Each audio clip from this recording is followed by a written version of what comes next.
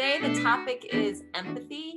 Samanubuti. It's kind of a buzzword. A lot of businesses are talking about empathy, how to build it, why it's important. This is like the number one leadership skill that you can develop. It's going to help you not just in the professional realm, but also on a personal level. The good thing is it's a skill. With any skill, the more that you practice it, the better that you become. When you have leadership that is considerate of others and thinking about different perspectives, it cultivates a different environment. So a different kind of work environment, learning environment, whether it's about teaching listening skills, how to encourage compassion, how to support managers from all over the world. Empathy is really about seeing things from another perspective and recognizing the way in which you see things. So for instance, I'm from America. I grew up where we rode horses and drove cars through cornfields. My experience of how I grew up is different from yours. So that influences the way that you see the world and think through things and approach decisions and challenges. Often people confuse empathy with sympathy or pity. You can see the different axes on this chart. On the bottom, you have understanding and engagement. The further to the right that you move, the more understanding, the more engaged you are. On the up-down axis, you have effort. So on the bottom, that's minimal effort. On the top, that's maximum effort. So that means you're really trying, you're really doing things. The yellow circle, this is closer to lower effort, lower understanding and engagement. This is what we call pity. So if you pity someone, you feel bad for them. I'm sorry for you. There's no action behind it, and there's not really that level of understanding. Now, moving up from that, we have sympathy. If there's a tragic experience, people will say, my sympathies, my condolences. Empathy is I feel with you. And compassion is even more than that. I am moved by you. So I have so much compassion that I want to change something. I want to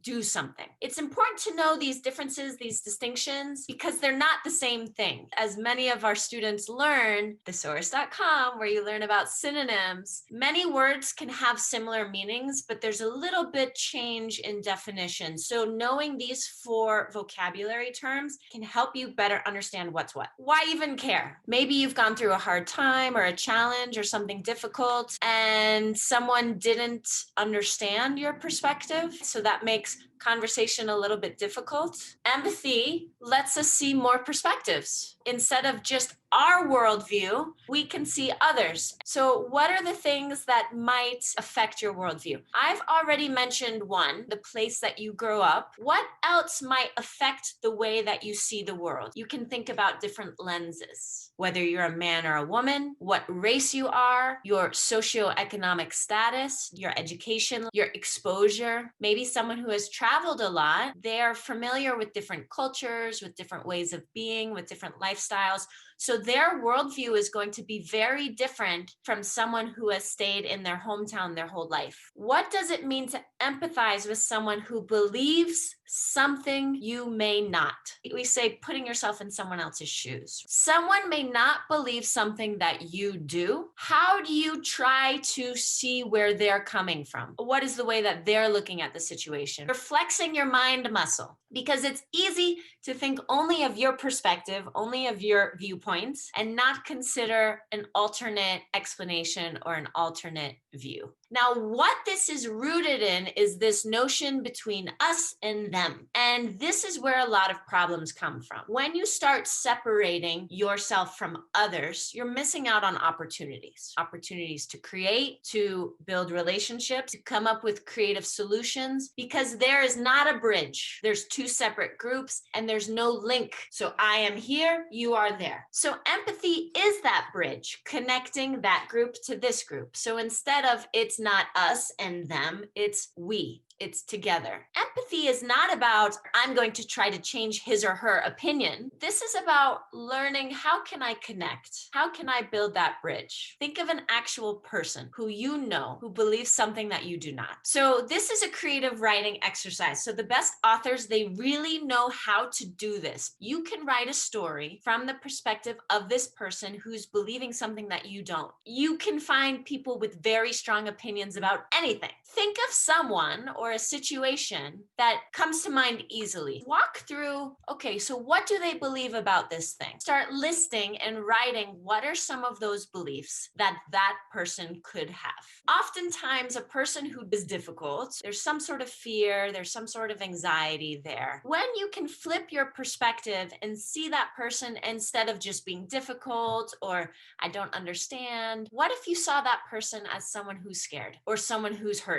How does that change your perspective of them? What do they need? What do they want actually? These are all questions to help you think through and build that empathy muscle. How do you figure out where are the places there are commonalities and where are the places where it's different? What are some questions that you might ask that person to better understand their perspectives? Can you tell me more about how you feel? Explain to me why you think that way. The name of the game here is curiosity. Being curious, why are they like this? How did they get to be in this way? I've just given you a little bit of a taste of what empathy is. How can this change your perspective? What could be different in your world when you start looking at situations and people through a more empathic lens? Maybe you can think about this person that you have in your mind. Would your interactions with this person change? Would your approach change? Maybe your feelings about that person change. When you learn how to be more empathic, you will be a better negotiator. You will be able to collaborate more effectively. You'll be more creative and also identifying needs of other people, but also yourself. What does that person need to work more effectively?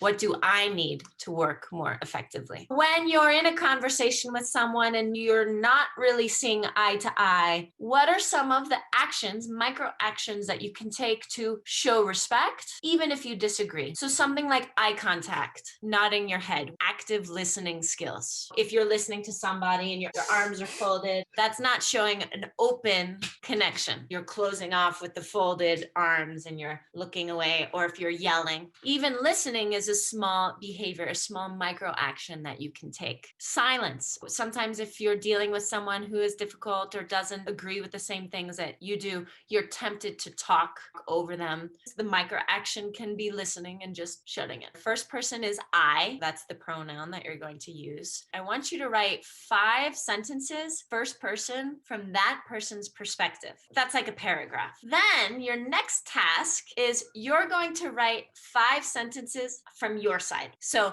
thinking through your own stories, your own perspectives, your own beliefs. Basically, you're like a spy. You're investigating a little bit, right? Looking for clues why this person might feel this way. Why are they hurting? Why are they afraid? So if you just wrote the 5 sentences immediately without thinking through, why is this person feeling this way? What's contributing to their perspective, their opinion? Your sentences might look different than if you've gone through what we've talked about today and really thought through what is contributing to their beliefs. Oh, now I get why they're so angry. Now I understand why they're afraid. This is why they're behaving in this way. How would the world be different if we all take that moment and think through how others are feeling and seeing things? And considering what is going on behind the scenes. We see the front, we see the speech, we see the action, but what is impacting that speech and that action?